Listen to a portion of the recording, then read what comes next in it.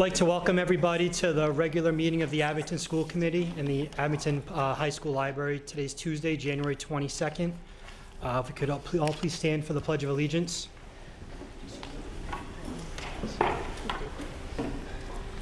I pledge allegiance to the flag of the United States of America and to the republic for which it stands, one nation, under God, indivisible, with liberty and justice for all. Thank you. I just wanted to announce Jeanette Larry couldn't make it tonight. She's traveling for work, so that's why she's not here tonight. Starting off, I'd like to ask if anybody would like to speak, hearing of visitors, before we start. Ms. Kathy Bailey. Hi, I'm Kathy Bailey, as most of you know. I'm here today as president of the Child Study Group, and I have with me our secretary, Sue Wakeland, and one of our members, Sharon Hill, and we come bearing gifts. Unfortunately, within the past year, we lost one of our outstanding members, and we had an amount of money that was donated in her name, and we wanted to do justice to her memory. So we have purchased a large number of books. There are 4 cartons over there. We have a carton of books for the preschool, one for Beaverbrook, one for Woodsdale, and one for the middle high school. Okay. And these are all in memory of Rosie Walls, who was a reading teacher before she retired. And in each of the books, you'll find the book plate. These are being donated in her memory. And we chose books on the theme of kindness. And I pulled this book out of the box to share. It's just one of the many books that we purchased. And I brought it out to share because this is a book that tells, this is Vanessa, a new girl in school. This is the boy who is not very nice to her.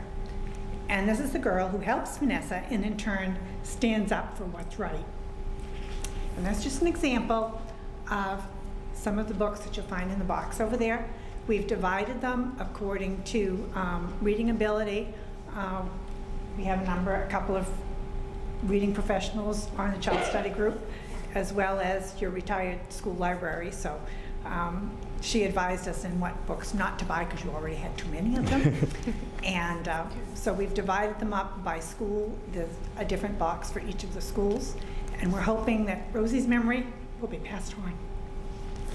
Well, thank you. Thank you on behalf of the entire school department to your group. You want to add it? Sure. Do you mind if I? Yeah, go ahead. So anybody that knew Rosie Walls knows that this is a perfect gesture in her memory. And also I just want to say that thank you. So thank you for that gesture, but also the Child Study Group over the years has done a number of things for the school department. This is just one, and your work is appreciated. You're very quiet behind the scenes, and you do this work every year. So thank you for this latest gift. Thank you. Thank you very much. Thank you. Would anybody else have anything to speak before we start? Okay, great. Start off with the reading and approval of records from our last meeting on January 8th. Ask the committee after you look it over if somebody wanted to make a motion.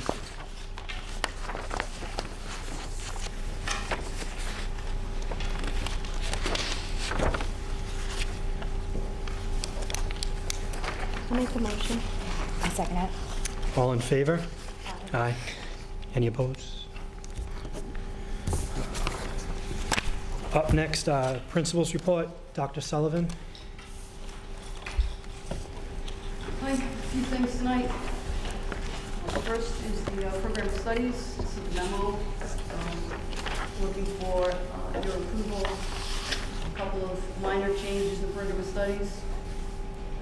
Removing digital literacy, computer science, tech engineering graduation requirements. I think that was a bite off more than we could chew. And we thought we could put that in as a means to increase our department in computer science, but we did add a computer science teacher that year, but we haven't been able to get to that place where we could mandate that every student be able to fit this in their schedule in 4 years and graduate. So as of now, that's still an elective, but not something we can mandate as graduation requirements. The scheduling changes, requirements here simply was to go back to the way things were last year. The freshmen and sophomores are required to take foreign language and health in 2018-19. To freshmen and sophomores are required to take foreign language, and freshmen are required to take health. So this year, in order to change from sophomores to freshmen, we had to have every freshman and sophomore take health. That was just a one year thing. Now we've gone back so that next year it'll be just freshmen, back to freshmen instead of sophomores taking health. And we did that, we had that discussion a couple years ago about the transition piece from 8th and 9th grade, skipping that health in this 9th grade. We thought better that we put it in 9th grade. And there's a lot of wellness electives for the upperclassmen. New course, really just the two, the business course, the small business retailing, the school building committee approved some finances for the print shop area right next to the co-op program a month or two ago to purchase the printing machines they'll need to be merchandising here in the school. So this course will be restricted in the sense that it will be only offered during period 5, during the lunches, so that all students will have access to the store. And the store will be run by the business teacher, Kara Howell, and her students. So this year they're actually prepping and writing plans for that, a business plan to open the school store, and just again another elective in the business department. And the English department, they'd like to add reading for choice and voice. We're looking actually for next year. We're piloting it next semester to see if anybody's interested as an independent study. That the director of the English department, Liz Gonzalez, will sort of see how that goes. And this is an idea again just to increase the interest in reading, more driven by student interest versus curriculum mandated books that they have to read for testing preparation. This is really driven by student interest. Math, we're going to add an AP level to computer science, and that would not be necessarily, it's not likely that we would have enough students to create another section. It may be like we'll run that like we run statistics where the level 1 and AP in the same section. And in the music department, introduction to acting and theater as an elective. And then the science, tech, engineering are prerequisites because they didn't have any before. And we've actually been operating by this model, but we thought we should put it in writing here so students and parents understood. Okay. It's kind of did the whole thing, but if you have any questions, we can go back. I have a couple questions. Go ahead. Sure. So, first, I love the small business retailing. I think that's great and definitely needed. It would be good to see if that could be expanded a little bit to before and after school as well. Their hope is to even at least have some evenings to be open houses, parent conferences, holiday time when people are in the building, events. Right. Keep it open for. That's great. And to advertise. Yeah, I love that. So reading for a choice and voice, I read a little bit on it, but for high school, it seems like it's more for a middle school type. What would they be like? Would they have a choice of books? And so what would the choices of books be? And is it more for people that are maybe struggling with reading, or No, more? not necessarily. Okay.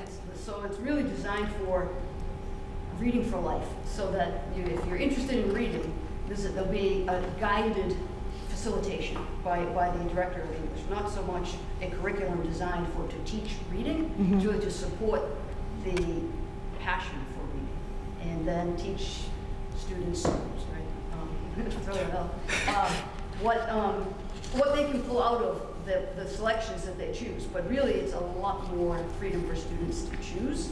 And I think that's the voice part, is they get to choose their reading. Right. And so they're reading during class, and then the next class, or during that class, they would speak about. They may have book talks. Yeah. They may talk about what they do good in the project, present them, share what they're pulling from their books. I think if they have common genres that they choose.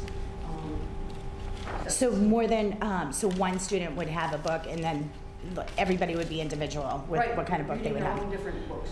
And only one project would be due at the end, or? No, I can see more than one project. I think that's why Dr. Gonzalez wants to pilot it next semester. Yeah. With a couple of students to see how much is reasonable for them Right. to get done. And some students read a lot faster than others. I don't think you want to put parameters that Right. say it must be like this. The whole idea really is voice. It's not so much saying you have to read this book about student voice. It's about actually having the voice to pick what you want to read, and then the voice to determine what do I want to get out of that. Do I want to present it publicly about something I want to do school-wide, in class? Is there something I just want to share a small book talk? I think we're really looking for students to be really engaged in developing how they should be assessed, I see. So, which I'm sure is very different at the middle school level than at this level. right. Well, how about English teacher Luca? Just I taught English here. I think the idea of it is more if reading or English is your passion. Right. It's kind of like a college level class where it's more exploratory. So what can you do with a book? So something you really enjoy, what can be done with that? Where can you go from there? How can you discuss it? And so the teaching wouldn't be teaching the book. It'd be teaching the process of what to do after or with it. So how to have discussions about different topics. So every kid might be reading a different book, but the lesson might speak to each individual student. Right. That makes sense. And I think, are you making the connection to like adult readers and what we as adults do in our reading life, which, you know, the line that stuck out to me on the description was that there are no reading checks, quizzes, or tests. One of the benefits of being an adult reader in your home is that there are no reading quizzes or tests. You do it, you know, based on something that interests you and you usually have a purpose, that you decide what the purpose is for why you're reading it. So I would love just to know if maybe after the pilot we could hear a little bit about how it went and what those students who pilot it, what their thoughts are after giving it a try. Yeah, I agree. And do you have a lot of interest right now?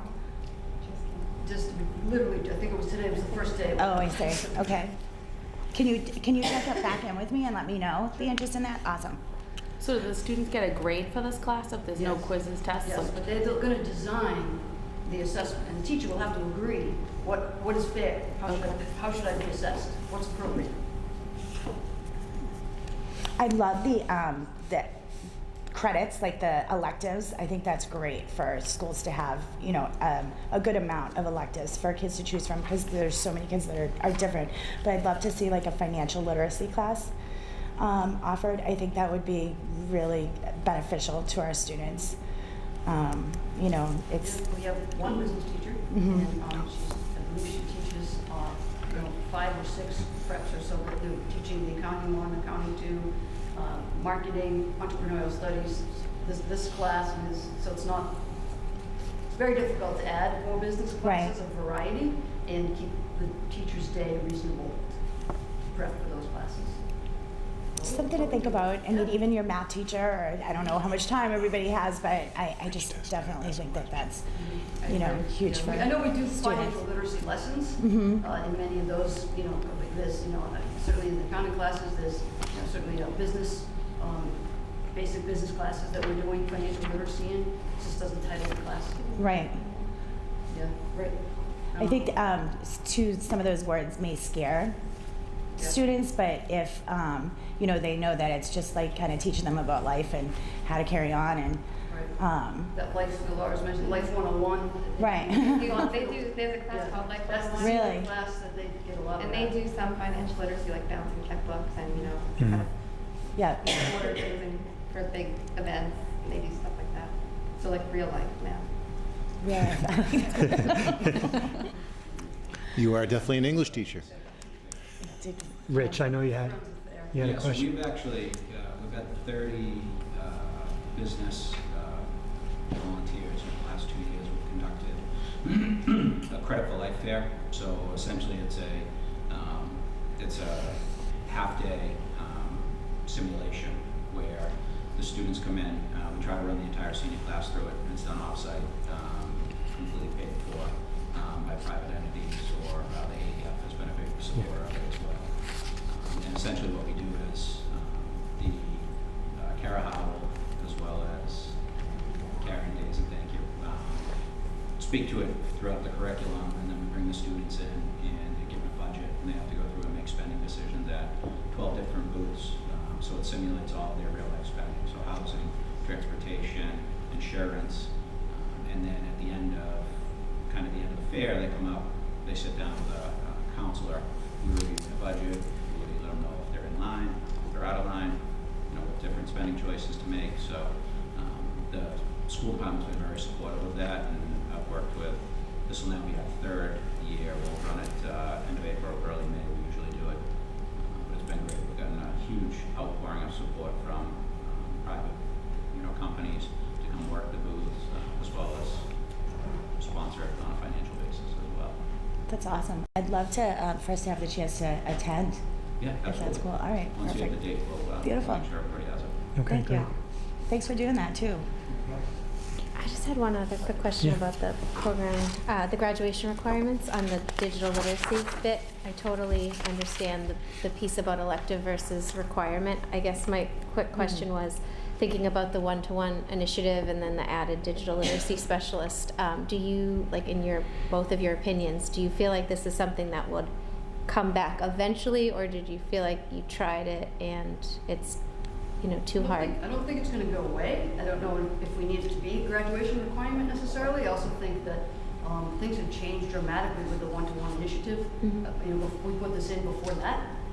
So definitely seeing even the role that the Library Media Center plays in our students' lives in terms of access to technology and our librarian's role. And I think there was a time when previously a librarian was teaching classes, digital literacy classes, and that can't happen the way things are right now. Now we also have a 5 to 12 building with a librarian. So I don't think it's going to go away in terms of the frameworks for digital literacy. It's just a matter of how we deliver it. And what was the thought, just because we weren't part of that, like if you back us up, what was the decision, or how was the decision to make it a requirement? We thought that we would go with the Mass Core recommended requirements that all students should have digital literacy before they graduate Massachusetts high schools, and we agree with it in theory. We just weren't able to provide that as a mandated, you have to have this. It's not something that's required necessarily to get into college, like the foreign language. So we added that when we added the foreign language requirement, but Massachusetts Public University Public State College system requires now of entering freshmen to have 2 years of foreign language. So we added that, obviously there are caveats where we waive that for certain students with communication disabilities, for example, but they don't require a digital literacy component, so we thought that's the place we could go. Just curious, thank you. Yeah, and I don't know if that's going to happen in a class, or it's going to happen throughout integrated curriculum, that students will be digitally literate and meet the standards. I don't know if we need to have a class, but I think that is changing with the one-to-one initiative. Just based on the fact they all have the computer. Yeah. Anybody else? I'll be looking for a motion to approve the revisions to the Abington High School's program of studies for the 1920 school year as presented by Dr. Sullivan. I'll make a motion. I'll second. All in favor? Aye. Any opposed? Thank you. I'll move on to the Hugo presentation. Yes, go right ahead. I can't pronounce it. It also did come up in the EAS report, and so did personalized learning opportunities, which kind of fits with the voice and choice reading as well. But a couple people have been asking me about what the Huga thing is, and it happened to be on Chronicle a couple of weeks ago, and people were texting me and said, "Oh, look, we were ahead of our time." But last summer we purchased some books about the Little Secret Book of Huga, and Ms. Luco gave up her office as assistant principal. We share an office to create a Huga Duck. And this is didn't get to see the Chronicle show. This is the Danish, so secrets to happy living. I'll just read you the first paragraph in the back here. The Danes are famously the happiest people in the world, and Huga is a cornerstone of their way of life. Huga loosely translates as a sense of comfort, togetherness, and well-being. You know Huga when you feel it. It's when you're cuddled up on a sofa with a loved one, or sharing comfort food with your closest friends. It's those crisp blue mornings when the light through your window is just right. It's about gratitude and savoring the simple pleasures in life. In short, it's the pursuit of everyday happiness. We had such an increase in social, emotional student needs that we really didn't know where to go, and what was a place we could provide them to have a few minutes to, or a period, or half a day even, to relax and get themselves back together. So we decorated the Huganuk with soft chairs, soft rug, soft lighting, pictures of sayings and things that would be calming. People have donated. PTO donated coloring and calming sort of strategies for them. They can do homework in there if that's their comfort zone, and it's just a soft place to fall. And my secretary created just sort of the Hygge Manifesto. People can practice this in their home, or this is our way to sort of bring it into school as best we can. We thought we wanted to model that we believed that this should be a comfortable, safe place for people, so we try to model it in the administrative office. Turn down the lights, be here, turn off the phones, to be present. You can't do a lot of coffee in high school, but certainly cookies, cake, candy, feed your needs. Equality, we over me, share the tasks and the airtime, sort of, find comfort in groups and in each other. Gratitude, take it in. This might be as good as it gets. So sort of take the moment to appreciate where you are and the time, what you're seeing and feeling. Harmony is not a competition. We already like you. There's no need to brag about your achievements. Comfort, get comfy, take a break. It's all about relaxation. And obviously schools can be very competitive, but we also want to share in, there's also time and place to relax. No drama, let's discuss politics another day. There's a lot of drama in high schools and students get very wrapped up in that, and sometimes it's just take a break from all of that. Celebrate togetherness, build relationships. Shelter, this is your tribe, this is a place of peace and security. This is a place where you should feel sheltered, you should feel protected here in school. And that's sort of just an explanation of the model, and I think we maybe brought, I don't know how many, we brought a dozen or so. We leave some in the room, we talk to kids about it when they come in. We shared it with the guidance staff, with our school psychologist, and just really shared it with the staff about our philosophy around this and trying to mirror the Danes if possible. No, I think it's great. So last meeting we established a social emotional subcommittee, so obviously we're all for it. I did a walkthrough. Ms. Lugo showed me the Hygge Lounge, I'll call it. And I did see how her office was removed and now combined. So no, I think it's great. I know if you guys want to. I have a question. So how do the students access this? Like if you're in class, can you just leave a class to go to this? You said up to half a day. Like how does that work? We decide how long you should stay. I could see how this could be taken advantage of, possibly, or not. So I'm just. Nobody has taken advantage of it. Oh, that's good. And the students will either go to the nurse, or to guidance, or school psychologist, or one of us, or there's something happening. There's breakdown, there's tears, and then it's a conversation that's, hey, why don't you sit here for a few minutes? Finish the period here, go to the ladies' room, go to the men's room, and some stay a little longer depending on what's going on. Sometimes we're rotating kids through, but it hasn't been abusive at all. So there could be more than one child, like student in there at the same time, or Yeah, if there's a group of kids that are having an issue, they want to talk it out, but guidance counselors sit with them in there instead. It's a good place to mediate. It's a better place to have a discussion. That's great. Kids. I think it's great. I've tried the beanbag and let them have the desk. Sometimes they like that. So it's a good place. It's a good space and just kind of a good environment for them. This makes me giddy. Like this honestly, I have so many things I could say, but I'm going to limit myself to like a minute. Okay. First of all, it's out. I have read the book. I've given it as gifts now to friends. But two things real quick. One is that it's outside the box thinking, which I think that it's unique. Like it's not something that you see all the time. And I think that is something that breathes new life into the day-to-day of a school. So I think what an awesome idea. Flexibility and the fact that you two are now roommates is super cool too, giving up your office. But also, I love that there's not like a set system in how kids access this. Like it's not a rule like of when you go or who goes there or how you get there. It's just, it mirrors adult life, which is what we're preparing kids for, which is, when you need a break, you get one, and it can come in different forms, and you can go to different people, and they will help you get the break that you need. So whether it's the counselor or the nurse, or you see somebody in tears in the hallway and you're like, you want to come in for a minute?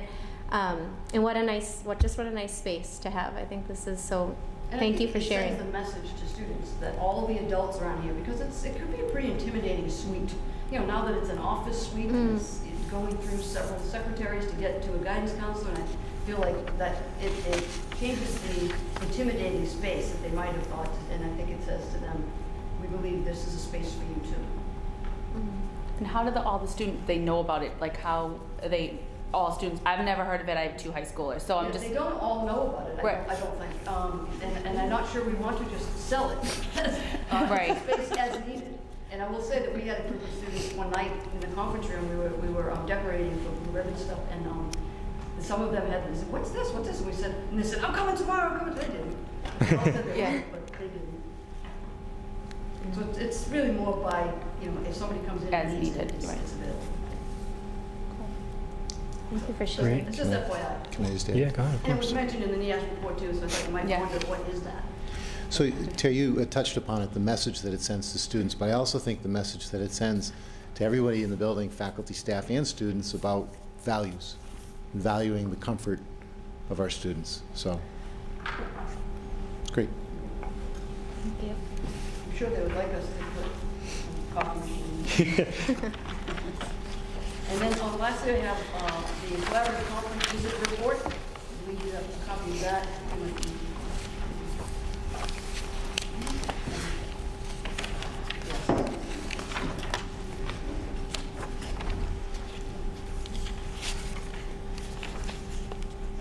You have a copy of the report. I'm not going to go through the whole report. It's lengthy, but I did prepare a brief slideshow just on the public for the community to see the commendation. We had 3 visitors come from Falmouth, Whitman Hanson, and Fairhaven to visit the school. They have jobs to do. This was the collaborative conference. This is the first time that we've gone through this process of accreditation. It's a new process. And they came forward 2 days, stayed all day. They had meetings, scheduled back-to-back meetings, went through all classes, periods at a time, and then they left us with a couple of ideas and thoughts. We met with them. I know that Ms. Michelle, Superintendent Schaefer met with them as well. And they came up with priority areas as well as commendations and recommendations. This is the beginning of the process. This will bring us to prepare for the 2020 visit. So here's what we think in our brief visit. We did a lot of work to provide them our self-reflection. They read all of that, discussed with people. They actually agreed with our priority areas, so that was the best part. That we and they agreed with our priority areas, so that makes it a little more simple. And from here, we will develop an improvement plan that we will answer to for a 2020 visit. The 2020 visit is September 2020, and a group of maybe 12 people, 16 people will come for 3 days and do a much more intense visit about how we are improvement plan.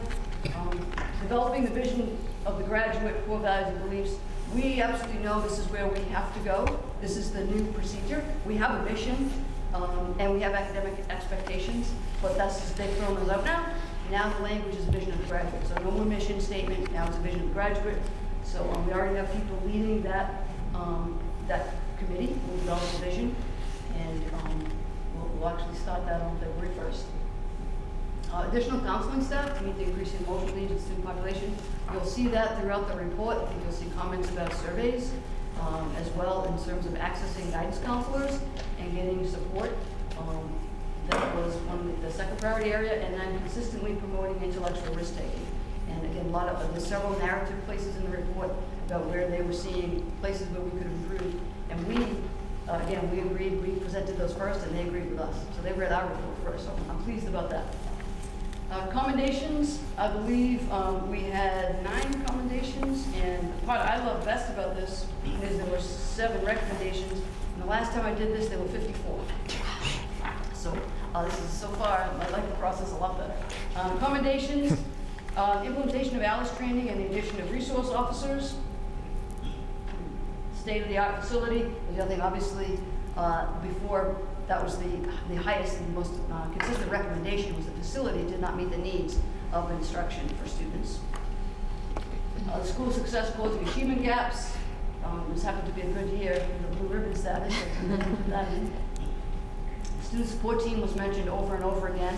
The SST, we call it, dedicated to identifying those students who would call them your tier 3 students, your at-risk students, students who are presenting to be at risk.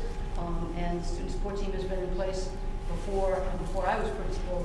And I think that we meet weekly. Our resource officers are there, our nurse, guidance counselors, psychologists, administrators. It's pretty much hard and fast every single week. Wednesdays we meet, and it takes us about an hour and a half to go through our students on our list. It's a sort of case-by-case basis. What are we recommending? Are we sending letters home? Who's doing that? Who's seeing the student? To make sure that there's, obviously, I don't want to jinx anything, but the idea is no one falls through the cracks if you're meeting so consistently. The one-to-one technology initiative. The common planning time, that came up over and over and over again in the last report, that there was no common planning time. So having that in certainly was an answer to the last NEAS visit. And yes, Mr. Shaver, the autonomy of principals given to lead the school. I don't know who told them that. Collaboration between the social studies department and the ELA department. Very, very strong writing, rubric collaboration between those two departments for several years now, and they extended that collaboration to the summer reading as well. And a positive school culture, which is modeled by the administration and fostered by caring relationships between faculty, staff, and students. And I'd like that they could pick up on the culture in just their short visit. And then the recommendations. Again, there were 7 of them. Develop and implement a plan that addresses the obstacles that negatively impact student participation in co-curricular and after-school activities. That's always looking for, we're always talking about how do we support students after school who want to be here. How do we provide them supervised spaces, supervised things to do, transportation. Develop and implement a plan to ensure the daily cleanliness, climate control, and general upkeep of the school. I think it came up, in surveys and reports, a lot of work around understanding the technology related to this new building as well with climate control. When there's people in the room, what does the temperature feel like? What should it feel like? What's it like outdoors? So getting used to a lot of that, and how to clean such a very large building. Develop and implement a plan to further reduce gaps in student achievement, including the leveling system and inclusion model. NEAS has always been, since I can remember, 1989, has said they want all heterogeneous classes.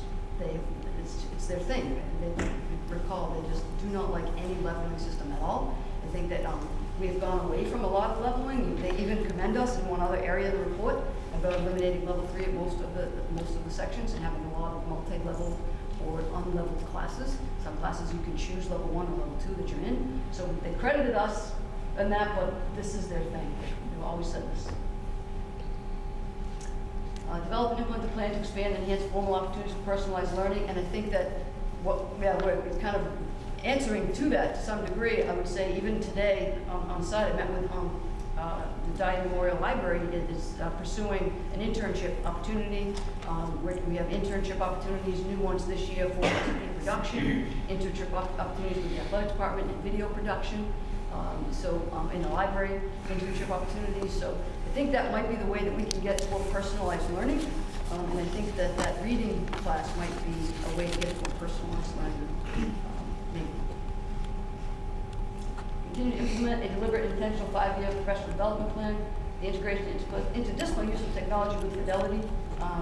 We absolutely agree that it's going to take 5 years to get us where we would like to be. Is that it? So investigating for the opportunities for collaborative vertical articulation with the middle school. For social behaviors, I thought that was interesting. Scheduling and expectations for all students. I think it's really meeting departmentally. I think department heads might have mentioned trying to find scheduling time to meet with people in their departments on a regular basis. And school-wide use of common assessments, data analysis rubrics, and retest retake policies that reflects a growth mindset. They talked about retest retake policies. Those have been individual. Certain departments have retest retakes, and Even within that, they are not the same policy. I think foreign language is a different policy than math. They're looking for more universal planning around that. Common assessments is something, again, that's a NIAS term, but in a small high school like ours, it's more often than not that one teacher teaches English 9. So it's not that I have this assessment and Sluco has a different assessment because they're all mine anyway, so it's common to me.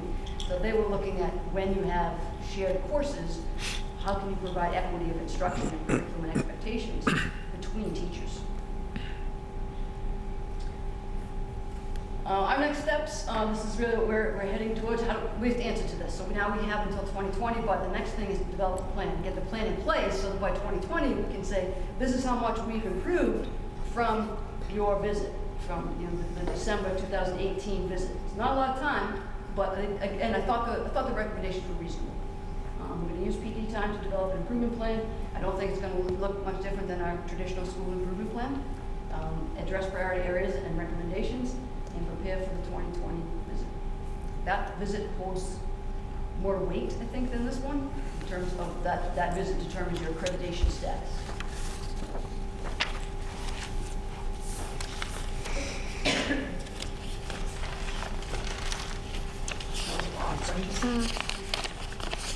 Did you have anything? No, go ahead. I was just wanted to speak for a second about the vision of the graduate, because it came up a bunch in here, and vision is something that I know we've talked about a lot, even just behind the scenes when we talk about change and growth. And I guess my question is, will there be any middle school representation as you think about the vision of the graduate, or in your mind is that vision between like 9 and 12, or do they? I think we'd be open Yeah. to providing input from the middle school, whether it be parents or students or staff. I'm only asked because I think that something that, just a personal opinion of mine, that I think we can do better on is the vertical alignment across the board, like and maybe I'm being I don't know, like from the vision of the graduate to me starts in kindergarten, and then they belong to us from K to 12. And something like the learning walks that have been added, where we now have people from one building, administrative team, going into other buildings and seeing, that's a great shift for how we start to align what's going on between K2, 3, 4, 5, 8, 9, 12. So just a thought I had as I read this, that if I'm a 6th grade, 8th grade teacher, that I not only want to know what the vision of the graduate is, but I think I'm going to need to have some part maybe in wanting to help them get there, and really then we could start to shift, like then it could all go downward. But ultimately, that's just something that I had a thought that jumped out, was that the vision of the graduate to me, a couple of kindergarten teachers in the audience, I feel like they probably have input too, just about where the graduate starts and then where they go. So it sounds familiar to me that I think that the 2020 or one of the strategic plans, district-wide, had a strategy that we used. I remember writing a vision of the graduate, different terminology, but we wrote one. It was a part of our strategy to develop the strategic, the strategy, the vision 2020. We wrote vision of the graduate. What do we want them to know and be able to do? And as a group, and that included parents and community members and teachers at all levels, and we could sort of model that. It also reminds me of like not that we're following Common Core as much, but the way that we've spiraled, the way that the Common Core was designed was to start with, what does somebody in 12th grade need to know from mathematics, and then spiral all the way back down to kindergarten, and what would have to be taught in kindergarten to make sure that by that end goal we're gonna make the mark. So that just a point, I guess, is that I think the vision of the graduate could be larger than what is happening 9 through 12. So if I could just comment on that for a second. The other thing that's taken place, and it was in your presentation, is we've built a building. We've also reconfigured the district pre-K through 12. And so grade to grade, what are we expecting? What's our vision for students as they transition from grade to grade? But also building to building, because now we've got pre-K by itself. We've got K1-2, we've got a 3-4, then we've got the 5 through 8, and then the 9 through 12. how are we doing and what are we doing in terms of that vision of as children progress through the system? Because I think we're all saying the same thing. We have this, we're going to develop a vision of what we want our graduates to be and look like, but it should be a ramp to get there. It doesn't need to be in 1 year they take 2 steps, in another year they plateau, and then they take, so having been a middle school person, I'll share with you what used to happen to us in middle school is kids were terrified of middle school because people, well-meaning people would say, you need to learn how to do this before you get to middle school. And the cumulative effect of that over years created this sense of anxiety in children that, well, oh my gosh, what's going to happen to me when I get to middle school? And so as a district, how are we doing with that in terms of that continuum? So I think we're all saying the same thing. Yeah. I just want to hit on one of the commendations that and it was, you mentioned it. You said you thought it was impressive that they could get a sense of the culture of the school just by being there for a little bit. And I think that's something that the entire school should be commended, the entire district, but you really do see in your school, and high school can be a tough time. But when I was in there, that I saw it, I talked to Laura about it, and you can definitely feel it in that school, and you can see it. I mean, even with, we go back to last year, the awards that some of the teams receive for the inclusiveness of all of it. So I think it is easy for somebody to come in there and see it in the very beginning, even after being there for just a day or 2 days. So that's a credit to your entire staff.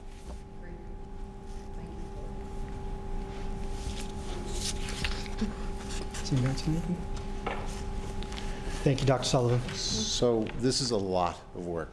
What you saw tonight is just scratching the surface at all the work that was done behind the scenes. So Dr. Sullivan and Ms. Luco, thank you. And then I know you've got teachers and staff members who did a lot of work also, chairing the work. So nice job.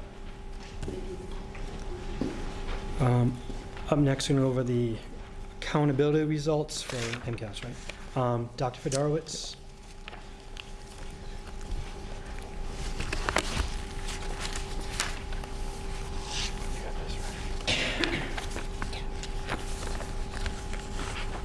Good evening, everybody. I think you might need a bigger room or the bigger lounge after accountability and everything involved with accountability. So that's what tonight's presentation is on. Put it on here.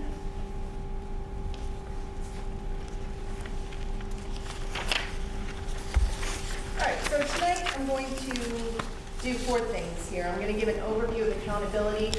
I'm going to explain the new indicators and how accountability for districts and schools is calculated, what our results look like this past year, and also to discuss next steps. So first, I want to talk about the accountability indicator weightings and explain the new ways in which schools are categorized. They're basically based on the ESSA, the new ESSA requirements, which is the Every Student Succeeds Act, which is part of the federal government, the U.S. Department of Education. Schools will no longer, at least in the state of Massachusetts, be placed in the state's vertical hierarchy of levels 1 through 5, like we've seen in the past. The new indicators have been established, which are reflected on this slide, and I'll go over in a minute. And the focus is on closing the achievement gaps for our lowest 25% of performing students and for subgroups, and this is by raising the achievement floor. Across the top of the grid there in the green, we see 3 different items. We see indicator, measures, and weighting. The accountability indicator weightings are further broken down into, if you look on the right, non-high school and high school columns. Indicators that we have include achievement, student growth, high school completion, progress toward English proficiency, which is our English language learners, and then we have additional indicators, which are things like chronic absenteeism or advanced coursework. Notice some of the columns on the right have the blanks. So for example, our non-high school would be our grades 3 through 8, and obviously they don't have the high school completion as a factor. And in our particular district, our progress toward English proficiency, we don't have a high enough population by the time the kids get to high school to have that count within our population. It is counted within high needs. You need at least 20 students to be in there, so I think we have about 8. Any questions on this slide so far? Before I move on? All right, continuing from the last slide, across the top again we have our indicator measures and our weighting. This slide specifically, I'm diving a little bit deeper into the non-high school, which is again our grades 3 through 8. And they include only achievement, student growth, our English language proficiency, and our additional indicators. Chronic absenteeism is defined as the number or percentage of students missing 10% or more of their days. So they're here about 180 days, so it's about 18 days. And the students need to be enrolled at least one time for 20 consecutive days. I also want to point out that additional indicators include things like assessment participation. So there's a few other things in the additional indicators. Our ELL, or English language learners for non-high schools, students have enough students to look at ELL data in the district. So we do have that number that I'll be showing you in a little bit. Any questions on the non-high school information? So weighting of indicators in high school. Again, indicators, we have indicators, measures, and weightings. So basically the same thing, achievement, student growth. We do have high school completion. We have the 4-year cohort graduation rate. And this is the percentage of students in the cohort that graduate in 4 years or less. So that's about your average. You have the extended engagement rate, and this is the percentage of cohort that remains enrolled in the school after 5 years. And then our annual dropout rate is the percentage of students who drop out, and it's compared to the previous year, and that's what's used as the target. Advanced coursework, such as students passing AP, you might have heard that term, advanced placement, or IB, International Baccalaureate. Notice the weighting is different if you have a large enough population for the ELL category. For our particular district, we don't, and we'll see that in future slides. I also want to point out, you see the 3-to-1 ratio on the top right corner. The state has now said that the ratio overall between achievement and student growth should be a 3-to-1 ratio. It's not exact for the high school because it does include some of the other factors in there, but you will see for non-high school, it's definitely that 3-to-1. So it depends on what's also involved with what's in the current weighting. So next, this slide shows the overall results for students in the district for the entire population. So across the top here, the top number, we have the accountability categories determination if the school meets the state targets. This number basically measures a district or school's progress toward improvement targets. So the question really asks, are we improving?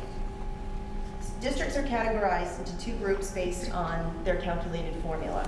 One is met targets, which would be districts that reach the 75% or above. And partially met targets, under 75%. If a school falls under 10%, then they're in a special category, and this would be in need of targeted support or in need of comprehensive support.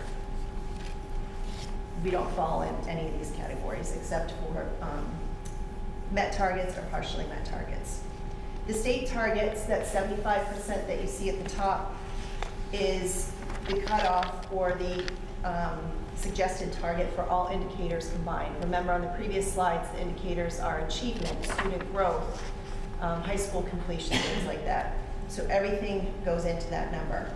In the state, if you take a look on the right, if we compare us with the state, there's only 18% of the schools in the state of Massachusetts that met targets. 68% of the districts, so most of the districts fall within partially met targets, or most of the schools, and then you only have about 7% that have the targeted support or comprehensive support.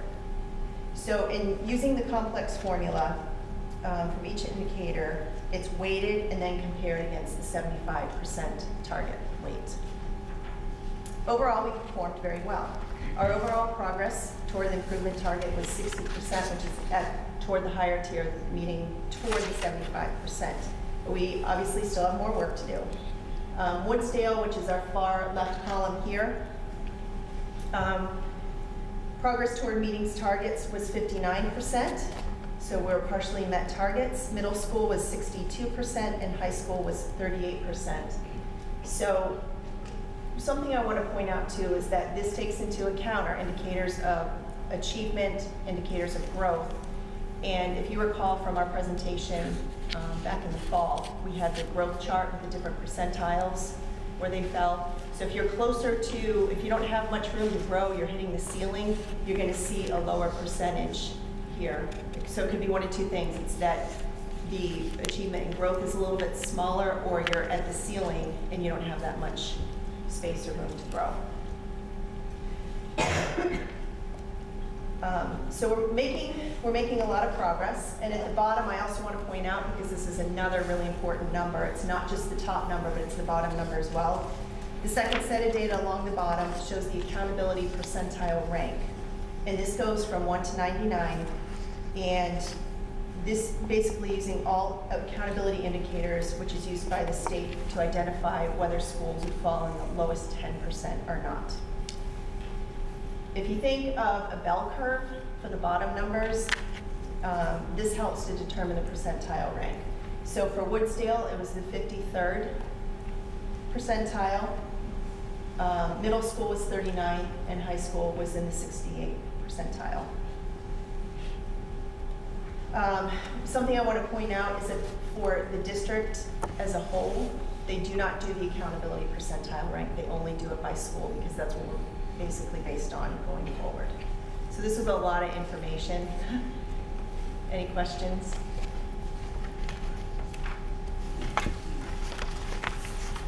Okay. I'm just hanging on right now.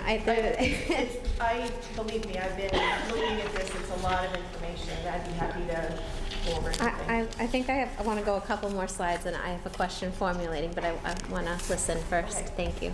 Yep. So we talk a lot about the lowest 25%, our population, the one that we want to have. We want the floor to increase to meet the needs of those kids.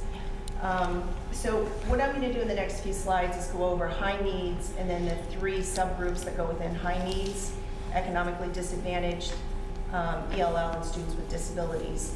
The state does not have a specific report for the lowest 25%. I called them because I searched for it. It's not there. I made a request to see if they can do that. So they said it's probably going to be coming. So it's not in this presentation because we don't have it. So what we have here is just going over our different subgroups, which I think is a good indicator. I also want to point out that even though on the right-hand side, where we have the statewide results in other districts, keep that in the back of your head. It is on your slides as well, but the state also doesn't have a report that specifically says high needs, this percentage met targets, high needs, this percentage met, partially met targets. So this, keep that in mind, that is for all students, not particularly this. They, like, again, they do not have that report, but it's coming in the future. So if we look at high needs, which is our umbrella population, again, for economically disadvantaged, ELL, and students with disabilities, our high needs group did fairly well overall, 44%, again falling into the partially met targets category. So we're still looking at that target of 75%. As a district, you'll see a new piece of data that's added toward the bottom. In the number in the circle there, it says MR. And this is met requirements. So we fell in the highest category for our high needs, the district determination of need for technical assistance or intervention. And so within the district, we do meet those requirements. Woodsdale actually met, partially met. Let me start over, because now I'm getting looped in here. So overall as a district, we met requirements. For Woodsdale, if you look at the number across the top, they were 91%, and so they were considered meeting targets. Middle school, 28%, and The high school, 19%. At the bottom, there's a subgroup percentile rank. So even though we might have a lower percentage at the top about how much we've grown based on all our indicators, down at the bottom, remember that's the bell curve where we fit in with the rest of the districts in the state and the rest of the schools. So Woodsdale was 46th, middle school was 33rd, and high school was 72nd. Any questions on high needs? Okay, I'm going to break that down even further. So one of the subcategories is economically disadvantaged. Again, our target is at 75%. The key on the right is still looking at the entire population because, again, the state doesn't provide specific information for economically disadvantaged compared against other districts. Woodsdale was at 91% with a percentile ranking of 56. Middle school had a 14%, but if you take a look at the bottom, their percentile rank was still right at the top of the bell curve, so they were in the 50th. So there was a lot of schools that weren't even, you know, they're around 14 or probably less. So we were up there with 50%, which was great. And the high school had a 34% progress toward improvement target and an 80th percentile rank. Again, no percentile rank is provided for districts. They only do it for the school. Any questions? Anybody need the hookah room?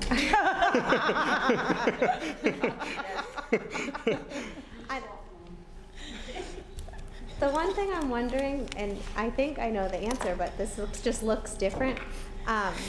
We talked in years past about, this is where I need your help, but Beaverbrook's high needs population was problematic for us in years past, right? Like we've sat here, I've listened to people talk about improving that particular high needs subgroup.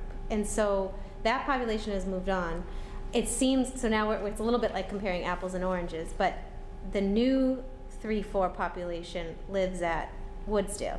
Correct. So we seem to be doing something differently to address the high needs subgroups. I know that that's not the same cohort of students, but I guess am I making sense? Mm-hmm. Okay, and then do you and maybe not tonight, but if there's anything, I always love to know what it is, like what has happened, or a couple quick examples of, I know this has been a problem for a long time, and I know the tests change, and there's so many factors, it's almost hard to pinpoint, but we went from almost like one extreme to the other in that age group, not the cohort of students. I know that, but I just think it's interesting because I work in that age group, what seems to have been successful for those groups.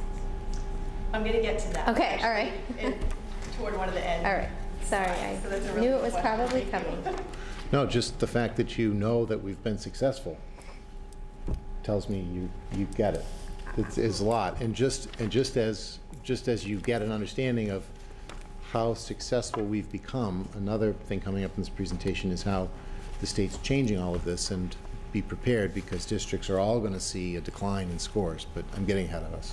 No, and it's actually a really good point because high school is going to be jumping on board this coming year. In the criteria to meet meeting expectations on the MCAS, the bar got higher. Right. And so it's better said. You know, this is the first year that we're doing this. And Mr. Schaefer's absolutely right, is that the scores, they're changing. It's definitely more challenging, and that's what the state wants. And the state wants us to, Jackie, to your point, what are we putting in place to meet the needs of the lowest 25% of performing students? And so I think, and now I'm jumping ahead. So we've put a lot of things in place to help move that forward. Yeah, well, like you said, it's a harder assessment, different group of students, but a different assessment also that's more challenging, and our high needs groups are not, they don't look, at least according to the way this data is sliced, it doesn't look like they're struggling to the extent that our subgroups have struggled in the past in the grades of about 3-4, which is the first 2 grades that also there's that learning curve of they've never taken standardized assessment, and then they used to take it on paper and pencil, and now we're asking them to take it on a computer. So there's a lot going on. I'm going to hear the rest. I'm sure you have the answers. Okay, next one, English language learners.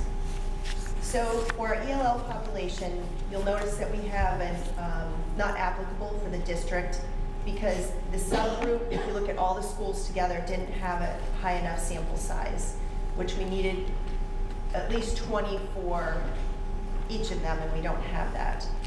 But it is captured within our high needs subgroup, which is that big umbrella.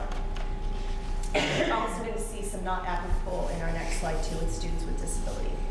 So anywhere you see an N/A, our population in the subgroup is under 20. So Woodsdale, the subgroup, had a 64% progress toward improvement targets, which is your top number, but no percentile rank was provided because they didn't have enough students or enough of a growth to be able to calculate that. And full disclosure, there's a few things I had to call the state on because it didn't make sense and it was hard to find the information. So that was basically the answer that I received. It had to do with, we just didn't have enough information or numbers for the growth. For middle school, 21% progress toward improvement targets with a percentile rank of 62.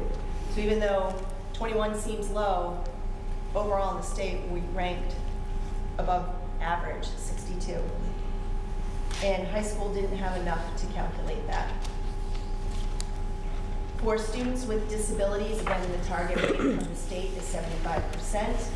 Woodsdale had a 64% progress toward improvement targets, no percentile rank. The middle school had a 48% progress toward improvement targets and fell within the 38th percentile. And again, not enough data for the high school. Any questions on these subgroups? So this might help answer some of your questions, some of the stuff that we've kind of been doing behind the scenes, all working together. It's a huge team effort between administrators, teacher leaders, teachers, our support staff. It's everybody really coming together. So these results that we have, and I think having Terry do the NEAS presentation, it also speaks to some of what she was talking about in terms of, you know, that question of the whole student, the graduating student, the vision of the graduate, that pre-K through 12. And it's a lot of vertical teaming behind the scenes. So these results help us to understand what our strengths are, but also look where we can focus on our areas that are challenging to us. Down at the bottom here, I have the acronyms. So if you get caught up with what the acronyms are, they're down at the bottom. So our district improvement area focuses this year were on student engagement, social emotional learning, curriculum instruction, assessment, and professional development. And these are all ongoing, so we're continuing these. Through all these, we can better reach the subgroups and our lowest 25% of students. Primary focus of student engagement, which is on the left, the first bubble, is implementing improved student-centered learning opportunities. So RTI, or response to intervention, provides a smaller, skill-targeted focused areas in class. Things we're working on now are looking at things like, if you've heard of the WIN model, and I'm not sure what it stands for, I can't remember all the different acronyms, but it's basically small groups, especially at the elementary level, to really focus on the skills, take common assessments and see where we need that. We're looking at math, social studies, and literacy task forces to get this up and running so we have that vertical alignment so we can see where some of these gaps are occurring. We're looking at closing some of the co-teaching gaps. It's pretty continuous except for a couple grade levels. I think James spoke to that last time, and so we're working on closing that. The continued focus on curriculum writing as we bring in new texts, new materials, new curriculum, so we're making sure it's aligned to the state, but we're also having the differentiated instructions, so it's not just a tier 1 to meet the general education population, but it's to meet the needs of all the students. Increased reading stamina in books, but also in assessment PD. Our one-to-one instructional technology has been huge this year and really has impacted student engagement.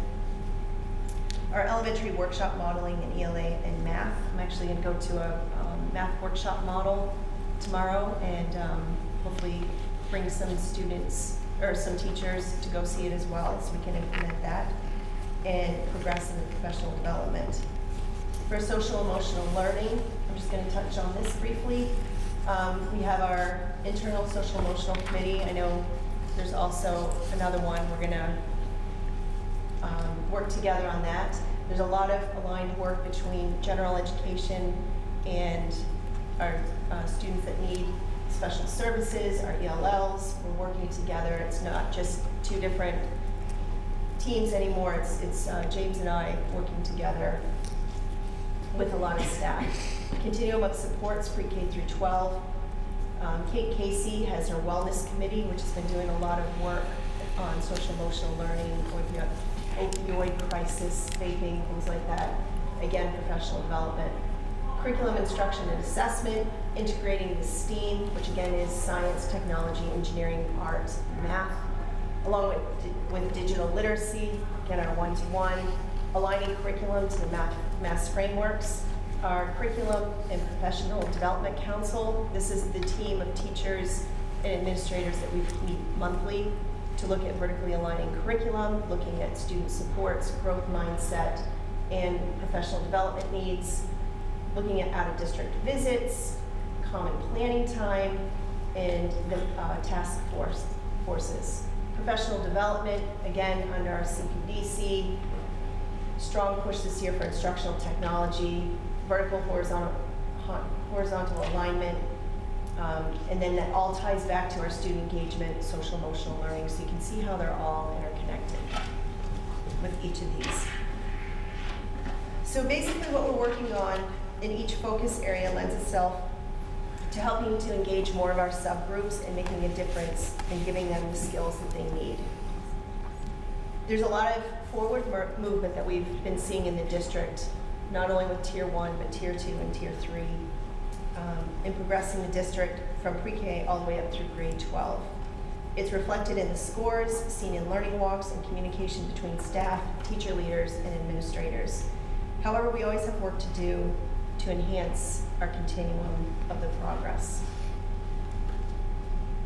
If you want to learn more about accountability, the state has a really good spot on their website, especially for parents and guardians, so you want to read up a little bit more about how things are calculated or what it means or what we're looking at.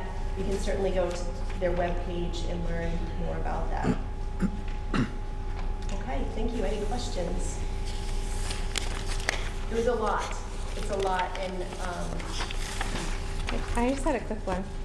The CPDC and the task forces, are those, do they reorganize each year, or are there opportunities for new membership, new involvement each new school year? so CPDC those are our teacher leaders, our department heads, our directors, and every year, Peter, correct me if I'm wrong, but they're advertised. Those are annual appointments to curriculum leadership positions depending on which area. I thought so. I think, I'm sorry. Yeah, and that buys you membership. I guess that's a concern I have, only because if the CPDC is the voices of department heads, whoever else you just named, I'd hope that the voices on that committee can be representative of all the adults who are in front of teachers, in front of students rather. So like a teacher who may have input, how does she communicate to the CPDC, or a grade level team? How do they pass on their feedback to that organization who has a lot of say in how you're organizing professional development, which curriculum resources, which assessments you're purchasing? So, you went, when you did the purchase for the ELA program that we're using, there was, you remember there was quite a bit of involvement there. When it comes to additional resources, those are the representatives at the elementary level, those elementary curriculum coordinators. Those are teachers in classrooms that are paid a stipend. beyond the school day to participate. So they are in those meetings with different teachers. Now, they have a full teaching schedule, so it's not like they, to be fair and to be honest, it's not like they really have an opportunity to spend a lot of time with the different teachers by grade, by subject area. But they're also living it with them. So I don't know what else you want to. Right, so just a couple examples, and I understand what you're saying because it would be more about maybe like a quasi-administrative role. So how do you get the teachers' voices within there? And I think, I want to say at the high school level, and Terry jump in at any point, they meet with their departments. And within that small forum, they communicate to the department head. And the department head will then bring it to our CPDC group. And what I find is that they will say the teachers are asking, or the teachers will say, or the teachers, one of the directors came to our meeting last week and said, you know, is there a way we can get professional development in this? Because more teachers are looking to relicense. And so, you know, we've done things like that, like brought in the 15 PDPs for students with disabilities that they need toward licensure. And so we look at, so they do bring those voices in, or if a question goes out, if a question goes out, one of the teacher leaders will send it out to the different grade levels within the building and ask for input. And then I will get individual teacher emails getting input back. So the middle school and even especially the high school, I can understand how that happens because there's opportunities for Wave Week, for example. There's lots of PLC time. But at the elementary level, you know, again, because I live it, and it's like the 20-minute lunch and a 30-minute prep where someone spilled their lunchbox and you're cleaning it up. I feel like maybe if we could create some opportunities for, and maybe this is happening, but how often do the elementary teachers who are not teacher leaders, how often do they gather in a professional learning community to make sure that what they think as a whole is sort of passed up to the CPDC, yeah. Right? So part of that too is that we have the common planning time, and some of it's a little bit more scheduled, like on a weekly basis, like at the middle school for 5 and 6. The 7, 8 will meet with department heads, but they meet weekly, and Matt, Erica, and or I will attend those or not attend those, and they have their time. And is that the same for K to 4? It varies, and a lot of it, so I don't want to say it's been overly consistent, but we do use the professional development time for that common planning time. But they don't have the same time the same schedule as the secondary level, just because those people are teaching. And I think that's the point I guess I'm trying to make, is that the K to 4 has the least amount of opportunity to gather as colleagues and have time to breathe and talk about like what do we think we need, and then we just have to find a way, and their schedules are really the obstacle. So what other means can we solicit their input beyond the individual who signs up to be the teacher leader at the and maybe in a great perfect scenario that individual truly represents the voices of everybody on their team, but sometimes so I just know from being in an elementary school, it's hard to sometimes solicit everybody's voice. So if we can be thinking about ways to get some additional K through 4 voices, because I don't think you're going to get additional PLC time in K to 4 right now. It's tough. I know 3 to 4 they usually meet during lunchtime as well.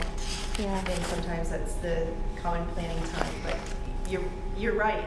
It's a challenge with the scheduling as well. We're always looking for ways to improve that. Just a point, because I've heard a lot about the CPDC, and I think I understood who was involved, and I just get a little defensive about the people who are in the trenches in front of students who I would want to know from them what exactly is happening and what they think they need, because they're living it.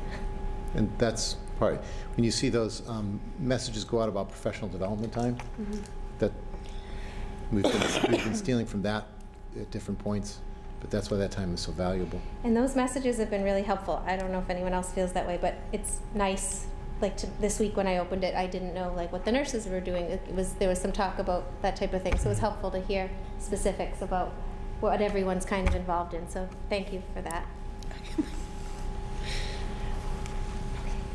Can I ask you a quick question? Yes. Okay, so we were discussing this, Chris and I, very quickly. The percentile rank. Just It pick says anyone, 1 to just pick 99, anyone. yeah, anyone, it doesn't matter. The higher the rank, the better you are? Yes. Okay. But the top numbers Yeah, are, right. the top numbers are Okay. talking about growth beat towards the target. So like take the 91%, that 91%. Yep. Okay. So that's progress toward improvement targets. Okay. And that's where we want to look at our indicators, particularly that 3-to-1 ratio of achievement and growth. The stuff we talked about when the department heads were here back in the fall. How much did we grow? How much did we improve toward reaching that 75% target? Does Okay. that make sense? Yeah. Whereas the bottom number is where do we fall more on that bell curve? Okay. I think when I looked at them before you presented, in my head I flipped them around. So it looks better after you presented it than before you presented, you know, to myself, so. So I think you earn points, so, you know, we're still in the legacy test, but, you know, sort of CPI model that at the high school, for example, you're earning points in English language arts achievement, points for math achievement, points for science achievement, and if your ELA achievement is at 96% already, your target might be two more points. You know, to get to that target, it gets harder and harder as your Okay. achievement is higher and higher. So growth is harder for me to understand, but achievement for like ELA is at, I think, 98%. Math, I think 94, and science might be 91 or 90. And the targets are move it 2 points more, move it 2 points more. Okay. Pretty soon you'll have nowhere to go. Be a good problem to have, wouldn't it? So if you take a look at the ceiling, there's not much room to grow, so your percentage is going to be smaller. Okay. And Jackie, you were asking, you know, there were these huge gains. Woodsdale was 91, so they made that progress. Thank you, yeah. Anybody else have anything? You're all set. Yeah, thank you. No, they're good. Thank you, Dr. Derowitz. Moving on, unfinished business. From the fall, this was originally broached, consideration of a contract extension for the superintendent of schools. This topic came up at our, I believe, his October meeting. We wanted to push it off, wait till the review was done, which was done at the last meeting. There's been ongoing executive sessions. We've discussed things related to certain parts of it, so it's been a thoughtful process up until this point. If anybody else has anything they wanted to add, no. So that said, I'd be looking for a motion to approve the extension of the superintendent of schools contract through the 2023-2024 school year. I'll make the motion. I'll second it. All in favor? Aye. Any opposed? Thank you. Thank you. Yay, congratulations, Peter. Report of the superintendent of schools. I want to start my report by telling you how much I appreciate the chance to do more work in Abington. I care deeply about the community. I care deeply about the kids that I serve. And I don't want to be anyplace else. I want to work for this community. It's very similar to a place where I grew up in Western New York. Just, it's in the DNA of who everyone is here in Abington. So I do feel like we've accomplished a lot, but I also know that there's a lot more for work to do. And so you were talking a little bit about the evaluative process. I got a lot of feedback from the committee, and I appreciate that. The goals process, I gave everyone a draft copy of goals. after I did some work with the administrative team. And then the drafting of those goals is ongoing. And so I think it's appropriate that I talk about them a little bit tonight. Not that I'd be asking you to consider them tonight, and I'd actually ask, and I think this was your intention, to put it off, to provide more time for more feedback, for more discussion. It's been thoughtful and deliberate work up to this point, but the more time for more feedback, the healthier it is for the system, because the goals of the system are aligned with my goals. And that's how we move forward strategically and do our best improvement work as a system. I just, again, thank you guys for the extension. As I talk about these goals are reflective of what you've provided and what I've heard from out in buildings and seen from all of our faculty and staff. You have in your packet a copy of what is a draft, and these are very different than what you've seen in the past. We're still about student achievement, but I think you'll see that this is different than what you've seen before.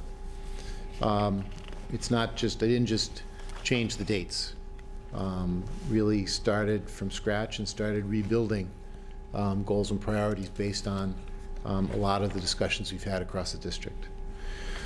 So my first goal is to promote student engagement in the classroom by increasing the capacity of our teachers and student-centered pedagogical practices that serve all students to improve academic achievement.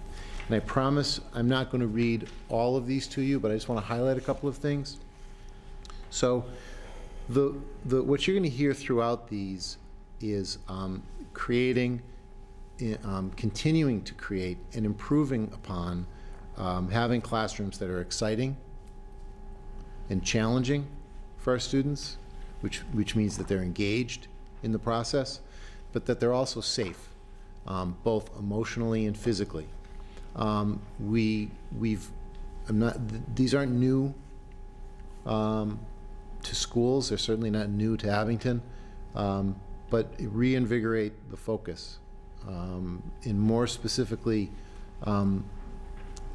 create these goals in a way that other people can set their goals, so that we move deliberately toward those more exciting, more challenging, and more emotionally and physically safe classrooms. So, for example, in terms of creating engagement in classrooms, continue to identify and develop effective workshop model strategies, K through 5 in ELA. And also, we've done a lot of work with technology, which creates a more personal experience for our students. Share value-added effective classroom uses and practices with technology within the district. These are our own teacher experts, so that they can share what's working across the hallway or next door. Dropping down, use the data provided by the Learning Management System, LMS Canvas. This is at the second, this is 5 through 12, to demonstrate progress towards 100% use of the systems and the features, not limited to grading, web pages, assignments, and assessments. So if this is about engagement, it's also about engaging our families and engaging people in a more interactive way, and using technology provides that opportunity for us. Continue to review and improve educational programming, student schedules, and spaces for learning. Just because we have a beautiful 5 through 12 building doesn't mean that the program within it is everything that it could be. We want to continue to develop that. And then we don't have the beautiful brand new. We have certainly good spaces for our K through 4 in the Woodsdale and the Beaverbrook, and I should have included the pre-K when I was talking earlier about this building. But we're not ever going to be where we need to be in terms of programming and scheduling, because we need to be a self-renewing organization, and we need to be continually looking at our standards, our practices, and what we're doing for kids in our program in terms of what we're delivering. And I think you see that ongoing work. You saw it tonight here at the high school with the high school program studies. We want to improve our inclusive practices in order to close achievement gaps and ensure all types of learners are successful. You saw a presentation on that this evening. So the multitude of bullets that you saw in terms of progress we've made in terms of closing those gaps are the types of things that we want to continue with to occur in this area. My second goal under district improvement is to strategically increase the social emotional supports, materials, and activities for our students in order to improve their wellness, resiliency, interpersonal skills, and overall success as individuals. So this goes straight at social emotional learning. But it's my belief that we need to be evaluative and then strategic about where and what we're doing. We have, you saw a presentation tonight on a social emotional learning piece. We have other things going on in the district. But in terms of taking an overview of all of those supports and taking a step back and taking a look at that continuum as our students progress through the system, are we building that ramp for our students from pre-kindergarten to 12th grade? Again, so that we're building their resiliency and we're improving the social emotional growth in a way that makes sense, and we don't have any hiccups, any places where now that we have a brand new building and a different configuration across the district, how are we doing transitioning our students from grade to grade and building to building in terms of expectations and supports for those students? Review and evaluate district-wide data. Review and evaluate district-wide data and practices in order to inform decision-making regarding our social emotional climate for our students and staff. Speaks to what I was just mentioning within the goal. Provide professional development to support educators in developing their ability to cultivate positive environments and work with students through social emotional challenges. And then increase and improve student support services available to our students in need. So again, there are other pieces here. I don't want to read everything to you. I just wanted to hit a couple of the highlights so that people had a flavor of the work and the goals. Then the last piece, the professional practice goal around communication. Improve district and school lines of communication and transparency of expectations, policies, protocols, successes, and challenges.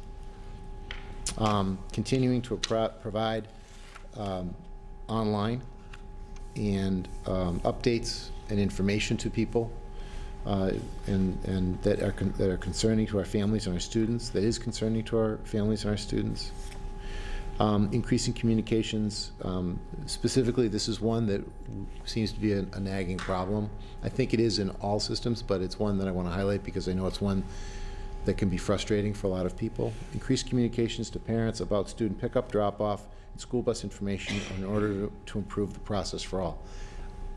So a lot of my points here are sort of broader and more visionary. This is a little more meat and potatoes.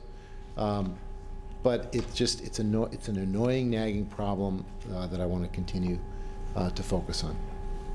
Continue to invite families to engage more deeply in the educational process by hosting events and providing information on expectations and assistive resources. We've been doing some of that work.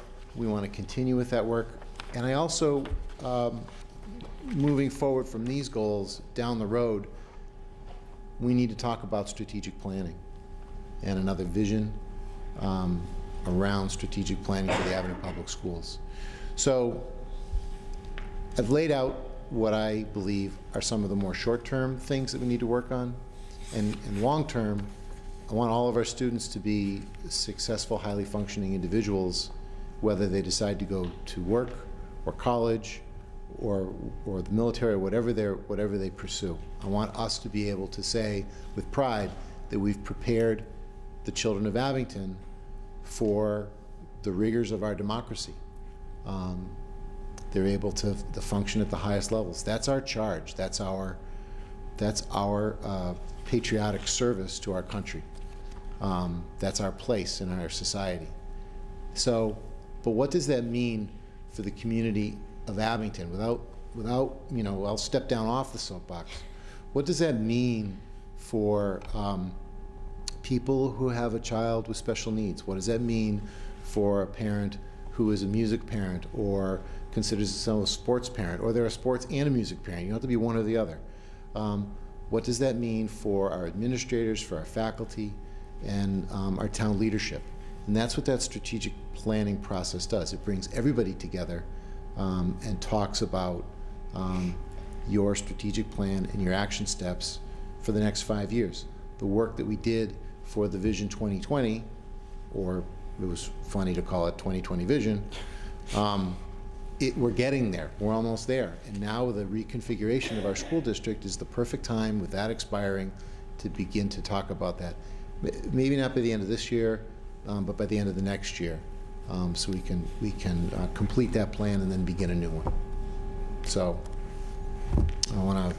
I'm open to any questions tonight. There's no time limit. I would like at some point to have the committee consider these goals when you think that they're ready. There have been ongoing conversations with committee members about these goals since the last time I gave them to the committee. I've gotten a number of items, most of which are already included in this one. The most recent one hasn't been. So I'd like to add to this just based on that, those conversations. But that doesn't mean that my door isn't open to further discussion about these. Thank you. I mean, I know it's important to lock down your goals. I mean, it's how you're evaluated in the end. I personally would like to just wait a month, wait till the next meeting. To your point, have some back and forth. Give everybody a chance to look at them. I know it's been busy with everything else too since we first got them as well. So I don't know if anybody has a differing opinion though. Obviously. Fine by me. So if we hold off until, say, the February meeting, we'll plan to do it. Great. Okay. Thank you. Yep. Next item. Yes, please. Thank you. So selection process for a principal to Beaverbrook Elementary School. In your packet, you've got an outline that provides a timeline, and then the steps, and then the participation on the screening committee. And so I'd like to advertise for the position tomorrow. That advertisement will go out. We'll begin the process of establishing a screening committee. Meet with that committee to begin to review the job description, profile, develop questions for candidates, determine the candidates that will be interviewed, then follow that by the middle of February to end of February, we'll have the candidates interviewed. Anticipate there'll be site visits, and also anticipate that finalist candidates would come and visit us and walk and tour and get to meet people. And then the goal is to introduce an appointee to the committee by the end of March. The participation level from the community is critical. Felicia is going to be leading the search committee, but we'll be looking for an elementary administrator, and then 3 elementary staff members, 2 elementary parents, a school committee member, and then I participate. I try not to talk. I will try to do a good job of not talking, and then I come in at the end. So this has really broad participation in it, purposefully. It's an important job of finding the right fit and the right person. So we go through this multi-layered, multi-step process and involve many people. I have used, and I think it's the right thing to do, go first to school council members at the schools when you're trying to recruit parents and teachers. The reason for that is it's honoring the elected representative process, in the school direction that's provided by school council. Having said that, there have been times where we've stepped outside of that and added people because there were members of the school council that, for one reason or another, they've served on a number of committees, or they want to have someone else take their place. So I believe in starting with that group first and then going outside, and then once you go outside that group, if you get so many people that you want to participate, you have to sometimes actually draw out of a hat or a bowl randomly, to be fair. I come in at the end and do another round of interviews. It's good to sit in on these interviews so I can get a feel and a flavor. Some people might think that that provides a bias, but it also, I guess it could, but the value added in that overwhelms any bias that may be provided is it gives me in the second round of interviews another, each candidate's different, and it allows me to dive deeper with those candidates because I get a feel for the screening committee and how they feel about candidates and what follow-up questions they may have, because after you leave these conversations, you always say to yourself, oh, I wish I would have asked this or got on further into that. It's good because sometimes people can interview really well, and they'll give you one look one time and another look another time, and we want people who are who they are, whether they're at home or they're here working with us. So consistency in terms of the interview, in terms of who they are, is communicated through this process to the extent that it can be. So I want to answer any questions people might have. For the 3 elementary staff members on the committee, are you thinking representation from K1, 2, or unless you couldn't get volunteers, from a particular grade level, could there be at least, we start by seeking a rep that spans each, as opposed to 3 kindergarten teachers? So starting first with the school council representation. For elementary staff members? Yeah, because the teachers voted, these are the people that we want to represent us for school council. Similarly with the parents, these are the parents who are representing us. But then, yes, getting as much of a diversity amongst grade levels as possible is absolutely the goal. So we can get multi-grades.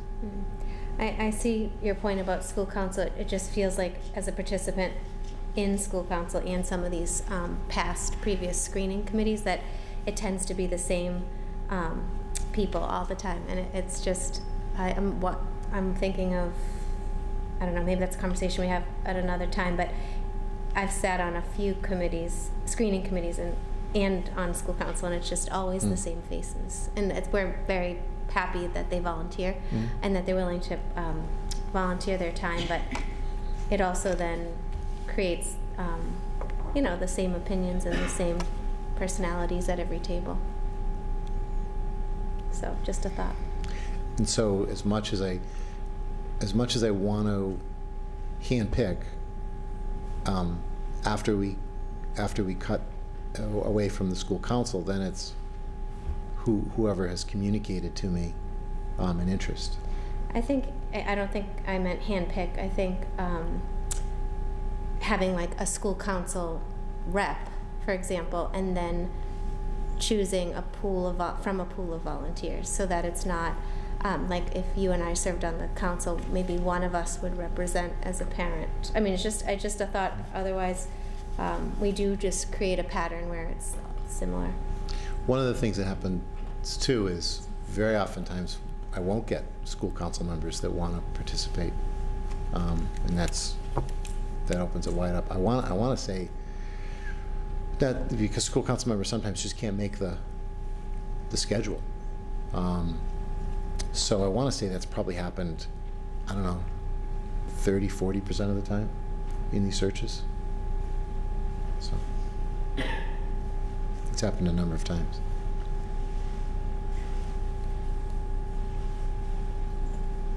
And in theory, I mean,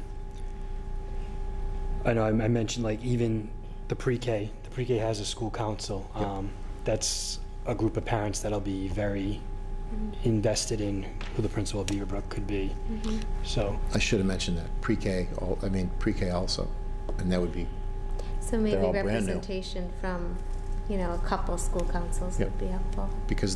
because there's no repeat people in pre-K. Yeah, that would be great. unless there's any objection, I was going to put myself as a school committee member on there. I think that's a great idea. You haven't been on it yet, and I think everybody should get a chance. Okay. So I'll be the school committee representative. And Peter, have we always just had 8? I thought in the past there was a few more, maybe 10 or so. I'm trying to remember. I'm not think it exactly sure how depends many we've on- had. And I think if there's room to add it, it really needs to be in the parent department. I think Yeah, that I would like to see a couple more as well. We can add, There have been more in other searches depending on the span. Like when we did for the Director of Student Services, we had teachers from each grade level, we had parents Yeah. from the different grades. So that does increase the steering committee size. we can Right. add, we can make it 3 parents. I think adding the same amount of parents as staff members is a good idea. If I don't know if to make it 3 and 3. Yep. Committee. What do you guys think about that? Anybody I disagree mean, I'm with fine with that. I mean, I'm definitely fine with adding another one in for the parent. Even staff, like I would like to see another staff member, just because there's just been, in the past, I don't know, 5 years or so, there's just been a lot going on there. And I think more input, the better, from the get-go, basically. or having a pre-K staff Yeah. representative, if you're going to add, just to try to balance out, Right. again, like all the voices. Or even another principal, whether it be the pre-K or middle school or high school. I don't know. I mean, they know about elementary as well. And I don't know. I think that they have a different outlook. Maybe the middle school principal. I'm not sure. I'm just throwing things out there. But I would definitely like to see another staff member, whether it's a teacher or administrator. I think if it was going to be an additional, I'd ask the community to consider if it's going to be an additional staff member, it would be a staff member at the Beaverbrook. I agree. Because I hear what you're saying about the pre-K staff participation, but it's the Beaverbrook staff that's going to be working directly Right. with this person. Right. So would that put up at 10 people?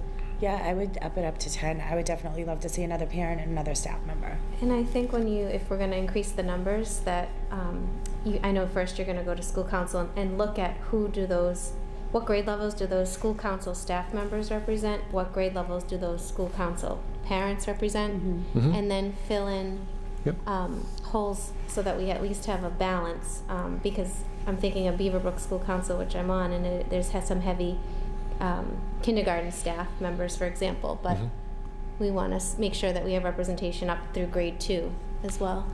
Right. And maybe special needs, a teacher would definitely be included. Or somebody from the school council who works in many grade levels, like a special education teacher who Right. works K to service 2. provider. Yeah, service Yeah. provider.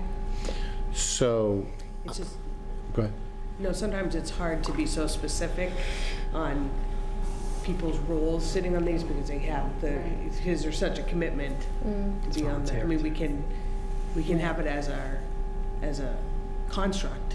And I think it's no pressure, like if somebody on the school council, parent or staff person, is offered and can't or doesn't want to, because a school council is a commitment in itself, then we can open it up to, there's plenty of involved PTO parents and parents who just can't come to PTO but want to be involved in our sort of getting caught up by their friends over coffee but have an opinion. So I think that the wider we can spread our net to include all stakeholders for Right. such an important process, the better.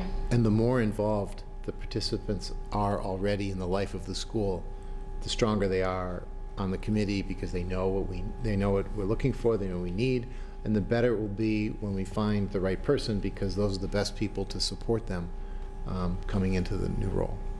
So if I have it right, and this is not over, just what we've just said though, I just want to summarize it. We still have 1 central office administrator, 1 elementary administrator, 4 staff members looking for 1 service provider or special educator in that group, and then 3 elementary parents. Yeah, but for the parents as well, I would say a special needs parent.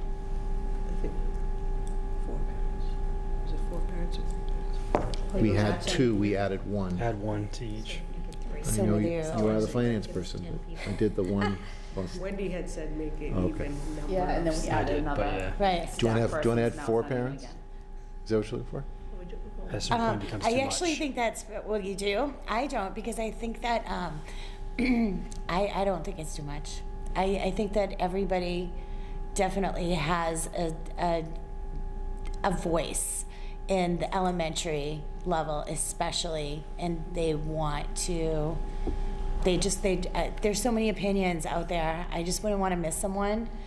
I agree with you, Wendy, about the voices. I also see the side about the schedules, you know, the emails that Right. go around getting 11 people together. I feel like we did that for the last Beaverbrook search. There was definitely a lot of us. Just coordinating everyone's schedules to Right. get that many people to meet at the same time. Usually it's during the day, during the school day, so the parents, I mean the teachers, there really isn't an issue. That's one of the difficulties in scheduling it, because for the parents, they'll be looking for evening, and then for the, you always get people that either need evening or day, Right, not both. right. Are hard to find. I mean, I don't know, I would just throw it out there. I would like to just see, with the turnover and so much going on at Beaverbrook, not the turnover, I don't know not to speak bad about it, I'm just saying, you know, there's just been a lot of opinions out there, and I just think the more, the better for this committee. Yeah, I don't know the rules. Like, I mean, can we hope for 4, and if we get 3? Right. Yeah, does it Yep. have to be set? Yeah, Exactly. I would like to see that, Yep. Up to 4. right. All right, yeah. Chris. This way there's just more people on it. Nobody can, I don't want to say complain, but you know, I mean, in the end, Yep. I want everybody to be happy. 1 central office, 1 elementary administrator, 4 staff members, hopefully 1 is special education, and then, or service provider with trying to spread the grades out, up to 4 parents. 1 school committee member, and then 1 superintendent of schools. And a partridge in a pear tree. I like it. All right, we'll see what happens. We don't have to motion this in, do we? No, I think, I don't need to ask you to take a vote, because we were pretty clear, and I Yeah. think we have consensus. Okay, Yeah. great, thank you. Thanks. Moving on. So the next item I have is a request to vote to approve Holbrook as a new member to the North River Collaborative family. And so in your packet, you've got a cover sheet, and then you've got the bylaws. Basically, Holbrook is looking to join. It strengthens the collaborative by having similar districts all working together, trying to solve problems together. That's what North River Collaborative does in terms of services, challenges that we have in our district in terms of providing services, collaborating and pooling our efforts together. And so part of this process, and you've got the language here, is that the majority of school committees need to vote their acceptance into the group. So I'd like to ask you if you would consider a motion to accept, answer any questions you have, but the motion would be eventually be to consider the Holbrook Public School District as a member of the North River Collaborative. Actually, 2/3 it looks like, huh? 2/3 of the schools have to? Yeah, I was just trying to read that while I was speaking. Yes, 2/3 vote of the collaborative members. Does anybody have any questions? Do you have any questions? So what does it mean by, if we add more, what does it mean for our students? Like if we add another district? So it just means, so a lot of times there's low incidence populations. It means that there's a child with a specific disability, and there aren't a lot of them in Abington, and there aren't a lot of them in Holbrook, and there aren't a lot of them in Rockland. But together, we plan on how we can hire a teacher and hire tutors or aides or supports for children with that disability type. And so by adding another community, you're just increasing the number of students that we're going to work together to solve problems for. So it actually, it helps us. Okay. Because if we only have one or two, and they have one, and somebody else has one, then we can build a program that meets the needs of all those kids, rather than trying to figure it out on our own, or sending sometimes children to other out-of-district placements that when we could do better in-house. Great. Anybody else? I'm looking for a motion to accept Holbrook Public School District as a member of the North River Collaborative and to amend the collaborative agreement to reflect this additional member. I'll make a motion. I'll second it. All in favor? Aye. Report of the Assistant Superintendent for Business and Finance. Felicia? Thank you. My first item tonight is to talk about the Finance and District Operations Goal. Peter mentioned the Strategic Plan 2020. This is the first of the strategic goals that will be reported on in upcoming school committee meetings. The goal, this particular goal, is to obtain and responsibly manage equitable, predictable, and sustainable funding for educational programs, facilities, and operations. And rather than read through each of the action steps and the status of them, I'll just give you an overview and if you have any questions. So the first strategic objective is to collaborate with community, local, state, and federal officials to obtain sustainable and predictable financial support. This is an ongoing task for all of us. You may have heard some talk recently about redoing the Chapter 70 funding formulas. There's been a lot of discussion at the state level around school district funding, and we're involved in those discussions. And this is also about our professional organizations and state officials knowing what our needs are here in Abington. The second strategic objective is to provide transparency and encourage community participation in the budgetary process. And at our last school committee meeting, we presented the preliminary FY20 school department budget and the accompanying documents that went with that preliminary budget request.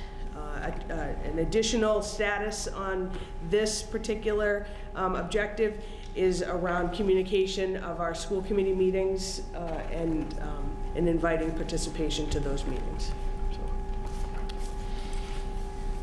The next strategic objective is to plan and secure funding through traditional and alternative sources in order to provide state-of-the-art facilities, infrastructure, technology, and other capital projects. And although the community has built a state-of-the-art facility, there are still infrastructure issues within the district. You know, parking lots, roofs, those kinds of things on at Beaverbrook and at Woodsdale. But those are capital projects that'll be part of the town's capital plan and the funding from the capital plan. I did want to mention, give a shout out to the AEF and their continued efforts around providing mini grants to our district this year. They are in a significant fundraising campaign to fund those mini grant that have been so successful across the district. So I did want to thank the AEF for continuing on that quest. And then the contributions of the boosters, the music parents, PTOs, and what they do for our schools in providing additional programming for our students outside of the traditional budget. Strategic objective to provide relevant professional development in the area of technology to maximize data management and business continuity. This is an area that we've talked quite a bit about over the last few years around professional development for our staff in the area of technology. The one-to-one initiative in 7 through 12, as well as the infusion of additional technology at the elementary level, has afforded us a great opportunity for professional development for our staff, and that is an ongoing endeavor in Abington. That's an overview of the strategic action plan for finance and district operations. If anyone has any questions. Just wanted to second what you said about AEF, PTO, boosters, music parents, alumni. I mean, we are so lucky that we have so many people who fill our holes, and not just sometimes, but annually. And so thank you. But just a comment on the grants. Is it possible, do you guys keep a list of the grants that you applied for or that were granted, or, you know, for the school department? Sure. Can we, is that one, can we just get a copy of that? Yep. Maybe, that'd be great, thank you.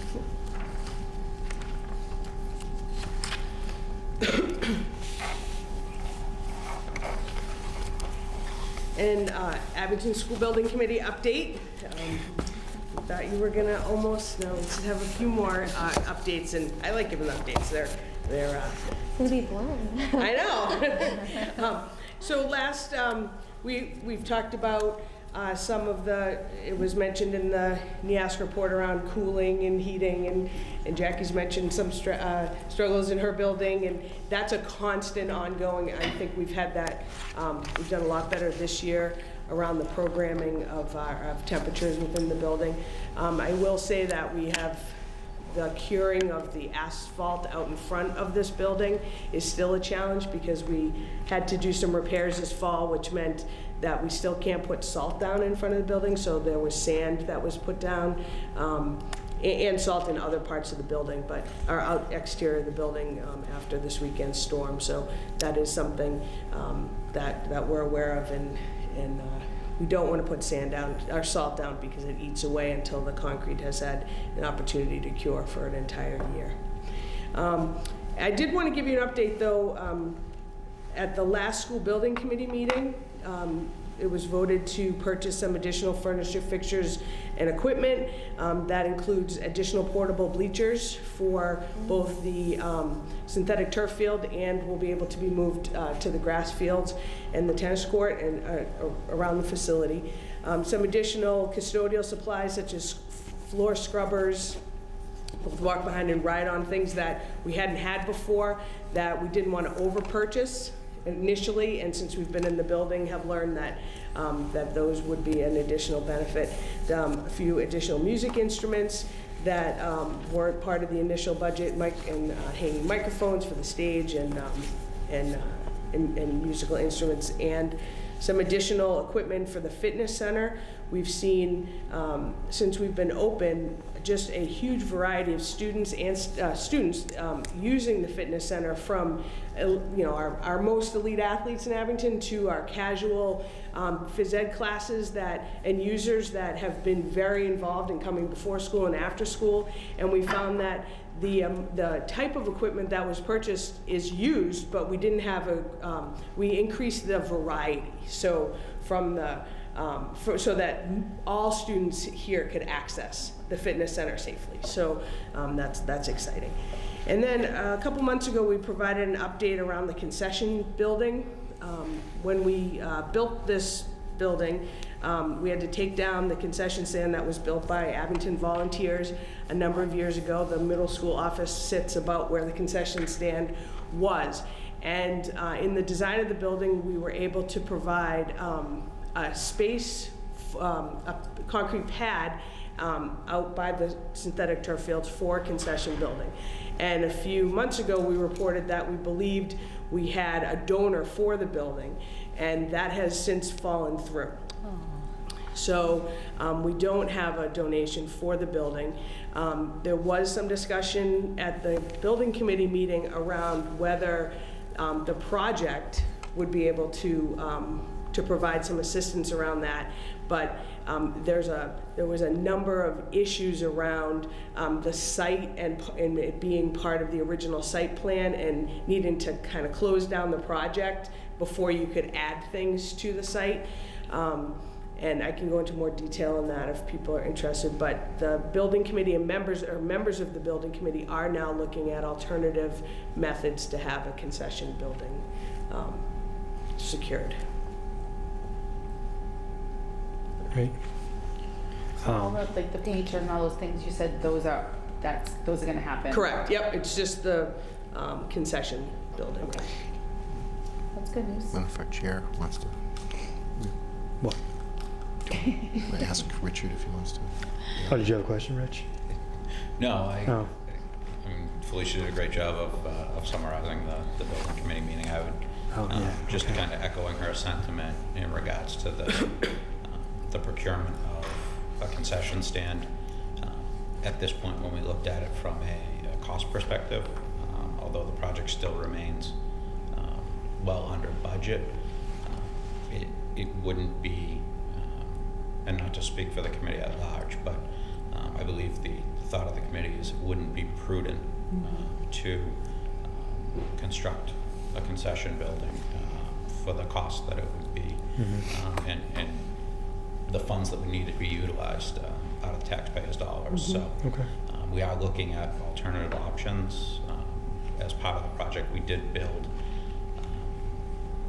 the infrastructure is in place, so there's a slab there. We ran conduit to the slab, so it's not necessarily something that needs to be done today or prior to closing out the project.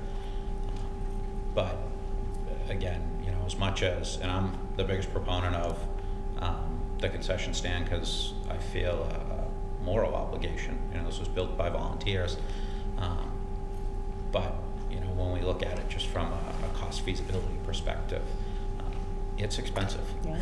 And you know, when we look at the amount of funds that have been utilized and how the funds could be utilized to directly benefit the children of Abington, it wouldn't be fiscally prudent to construct one out of the project's budget.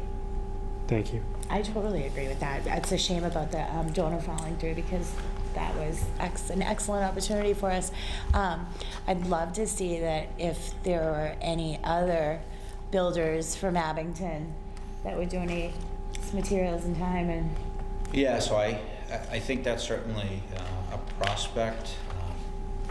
The challenge is as of right now, we are still an open state project, which needs to comply with certain requirements and code. And so, you know, I think at some point down the road, that could potentially be an option, but not while the project is still ongoing. Okay. Great, thank you. And how long before we think we're going to close it out, the project? When we stop spending money? Yeah, we're very close. I mean, we knock on wood. It's plenty. Yeah. I'm ready.